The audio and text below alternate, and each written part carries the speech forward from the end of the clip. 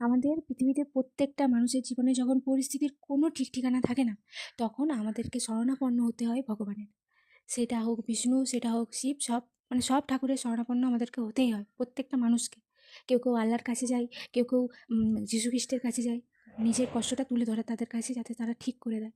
সেরকমই আমাদের বাঙালিদের পূর্ণিমার সময়, পূর্ণিমা তিথিতে আমাদের সত্যনারায়ণ পুজো হয় প্রত্যেকটা বাঙালির বাড়িতে।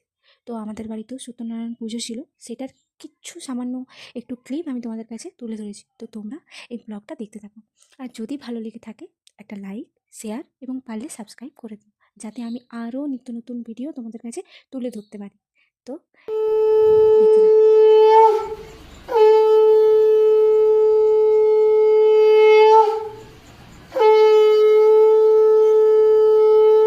तिथिकरण मुहूर्त काल चक्रं दिवसकरं शरणमुपैमि सूर्यं ओम नमः विवस्वति ब्रह्मन् वस्वति विष्णु तेजसे जगत् सावित्री